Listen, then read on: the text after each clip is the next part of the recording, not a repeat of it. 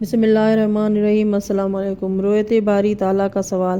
مورخین و محدثین کا بیان ہے کہ جب حضرت موسیٰ علیہ السلام توریت اور الواح لے کر آئے اور گوسالہ کا معاملہ پیش ہو گیا، پھر اس کی تکمیل ہوئی اور لوگوں کو یک گونا سکون نصیب ہوا، تو حضرت موسیٰ علیہ السلام نے کہا کہ توریت آ چکی ہے، اب اس پر عمل کرو۔ اس میں تمام احکام ہیں، واضح کتاب ہے، حق و باطل میں فرق بھی کرے گی۔ ان لوگوں نے کہا کہ سب صحیح ہے، لیکن ہم اس وقت تک احکام خداوندی پر ایمان نہ لائیں گے جب تک ہم اسے کھلم کھلا نہ دیکھ لیں گے۔ حضرت موسیٰ علیہ السلام نے اس عجیب و غریب اور ناممکن اور نہ ہونے سوال کو سن کر حیرانی کا اظہار کیا۔ ان کو سمجھانے بجھانے میں لگ گئے۔ ان سے کہا کہ تم جو یہ شرط پیش کر رہے ہو، خدا کو دیکھنے کی خواہش ظاہر کر رہے ہو، یہ بالکل غلط ہے، اس کا کوئی امکان نہیں۔ مگر وہ کسی طرح سمجھنے پر آمادہ نہ ہوئے اور یہی کہتے رہے کہ ہم تو خدا کو دیکھے بغیر ایمان لانے کو تیار نہیں ہیں۔ حضرت موسیٰ علیہ السلام نے جب ان کا اصرار اس حد تک بڑھا ہوا دیکھا کہ اب اس کے سوا کوئی چارہ نہ تھا کہ بارگاہ احدیت کی طرف رجوع کرتے، تو عرض پرواز ہوئے کہ مالک، ان صفیوں کی بات تو سن رہا ہے، اب میں کیا کروں؟ حکم ہوا، اے موسیٰ، 70,000 میں سے 7,000 آدمی چنو، پھر 7,000 میں سے 700، پھر 700 میں سے 70 آدمی چن کر کوہ طور پر لے آؤ۔ چنانچہ حضرت موسیٰ علیہ السلام نے ایسا ہی کیا، اور خدا نے یہ حکم بھی دے دیا کہ دیدار کی تمنا تم اپنے لیے کرنا، اور جواب بھی تمہیں دیا جائے گا، تاکہ یہ معلوم ہو جائے کہ جو ہمارا چنا ہوا ہے، جب وہ خدا کو نہیں دیکھ سکتا تو تمہارے چنے ہوئے کس طرح دیکھ سکتے ہیں۔ بہرحال حضرت موسیٰ علیہ السلام 70 منتخب لوگوں کو لے کر کوہ طور پر پہنچے۔ دعا و مناجات کے بعد روایت باری کا سوال کیا۔ آواز آئی، لن ترانی، اے موسیٰ، تم مجھے کبھی ہرگز نہ دیکھ سکو گے۔ ہاں، ذرا پہاڑ کی طرف دیکھو، اگر یہ اپنی جگہ پر ٹکا رہ سکے اور عظمت و جلال کی وجہ سے ریزہ نہ ہو جائے تو تم مجھے دیکھ سکو گے، یعنی چونکہ وہ سالم نہ رہ سکے گا، لہٰذا تم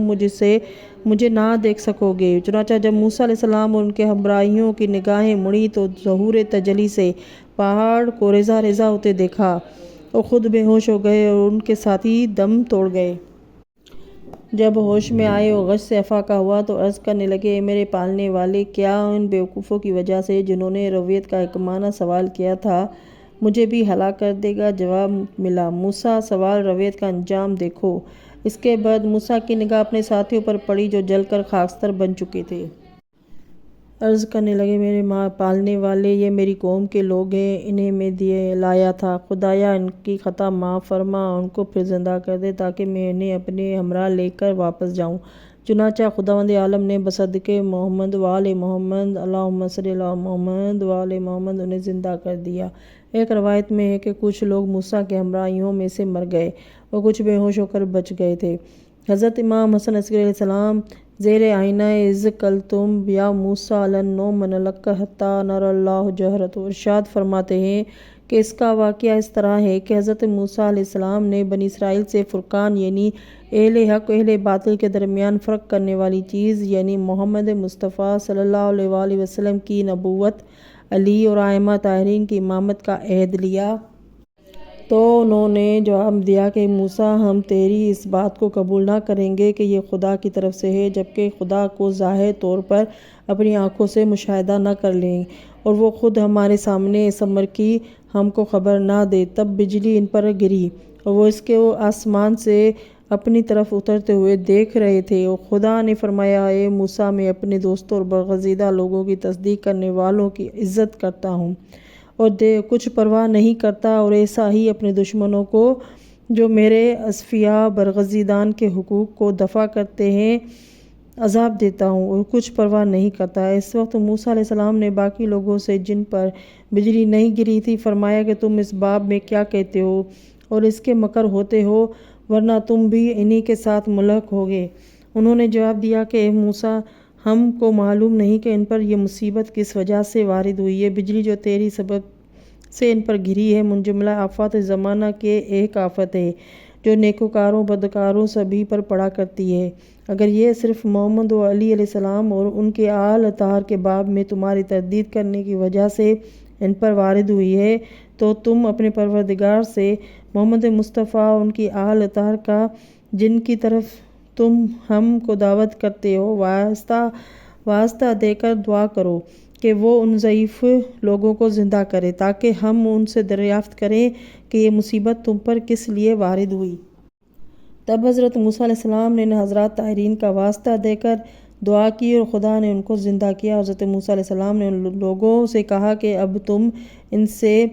اس مصیبت کے وارد ہونے کی وجہ سے دریافت کرو۔ جب ان سے پوچھا گیا تو انہوں نے جواب دیا کہ بنی اسرائیل، یہ مصیبت ہم پر اس لیے وارد ہوئی کہ ہم نے نبوت محمد صلی اللہ علیہ وآلہ وسلم کا اقرار کرنے کے بعد امامت علی علیہ السلام کے اعتقاد کرنے سے انکار کیا تھا، اور ہم نے اپنے مرنے کے بعد دیکھا کہ آسمانوں اور حجابوں، عرش و کرسی اور بشت، دوزخ، تمام ممالک پروردگار میں محمد و علی، فاطمہ، حسن و حسین علیہ السلام سے بڑھ کر کسی کا حکم نہیں چلتا، اور سب پر انہی کو غلبہ حاصل ہے۔ جب ہم اس بجلی کے صدمے سے مر گئے تو فرشتے ہم کو آتش دوزخ کی طرف لے گئے۔ اسی اثناء میں محمد مصطفیٰ صلی اللہ علیہ وآلہ وسلم، علی مرتضیٰ علیہ السلام نے ان فرشتوں کو پکارا، ان لوگوں پر سے اس عذاب کو ہٹا لو، کیونکہ ان کے لیے ہمارے واسطے آل طہار کے توسل سے دعا کی جائے گی اور خدا ان کو دوبارہ زندہ کرے گا۔ اس وقت تک ہم کو ہاویہ میں نہیں ڈالا گیا تھا اور روک رکھا تھا، یہاں تک کہ موسیٰ بن عمران، حضرت محمد مصطفیٰ صلی اللہ علیہ وآلہ وسلم، ان کی آل طہار کے توسل سے تمہاری دعا کرنے کے سبب سے خدا نے ہم کو زندہ کر دیا۔ الغرض اللہ تعالیٰ ان لوگوں سے جو آن حضرت صلی اللہ علیہ وآلہ وسلم کے عہد نبوت میں موجود تھے مخاطب ہو کر فرماتا ہے کہ جب محمد مصطفیٰ صلی اللہ علیہ وآلہ وسلم ان کی آل طہار کا واسطہ دے کر دعا کرنے سے تمہارے بزرگوں کی، جو اپنے گناہ کے باعث بجلی کے صدمے سے ہلاک کیے گئے تھے، خطا معاف ہو گئی اور خدا نے ان کو دوبارہ زندہ کر دیا، تو تم پر واجب و لازم ہے کہ تم ایسے حرکات سے معترض رہو اور جو ان کی ہلاکت کا باعث تھے۔ تفسیر امام حسن عسکری علیہ السلام۔ اس کتاب میں زیر آئینہ وَإِذْ آتَيْنَا مُوسَى الْكِتَابَ الْفُرْقَانَ لَعَلَّكُمْ تَهْتَدُونَ ہے کہ اس وقت کو یاد کرو جبکہ ہم نے موسیٰ کو کتاب دی تھی اور وہ توریت تھی کہ جس پر ایمان لانے اور ان امور کی پیروی کرنے کا جن کو اس کتاب نے واجب ٹھہرایا تھا بنی اسرائیل سے عہد لیا گیا تھا۔ نیز ہم نے ان کو فرقان دیا تھا کہ جس میں حق اور باطل اور اہل حق اور اہل باطل میں فرق کیا تھا، کیونکہ جب خدا نے ان کو کتاب توریت اور اس پر ایمان لانے اور اس کے احکام کی پیروی کرنے سے عزت بخشی تو اس کے بعد حضرت موسیٰ علیہ السلام کی طرف وحی بھیجی کہ موسیٰ اس کتاب پر تو یہ ایمان لے آئے اور فرقان ابھی باقی ہے جو مومن اور کافر اور اہل حق اور اہل باطل کے درمیان فرق ظاہر کرتا ہے۔ اب تو اس سے اثر نو اس کے لیے عہد و پیمان لے، کیونکہ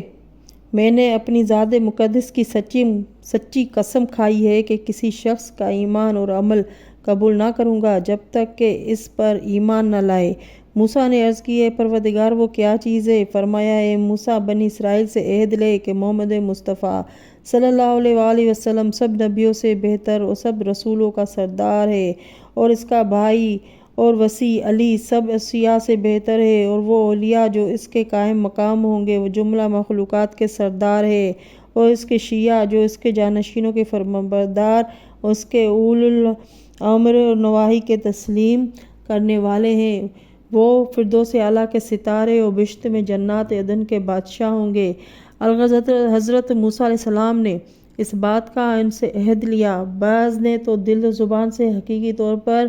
اس بات کا اعتقاد کیا، بعض نے صرف زبانی اقرار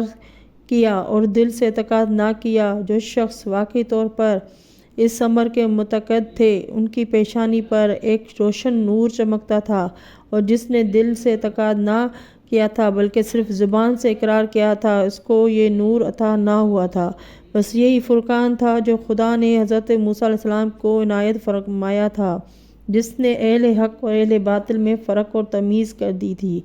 پھر خدا فرماتا ہے، لَعَلَّكُمْ تَهْتَدُونَ تاکہ تم کو معلوم ہو کہ وہ چیز جو کہ بندے کو خدا کے نزدیک مشرف اور معزز کرتی ہے وہ حضرات علیہ السلام کی ولایت کا اعتقاد ہے، جیسا کہ تمہارے بزرگوں کو اس اعتقاد کی بدولت شرف حاصل ہوا ہے۔ اللہم صلی علی محمد و آل محمد۔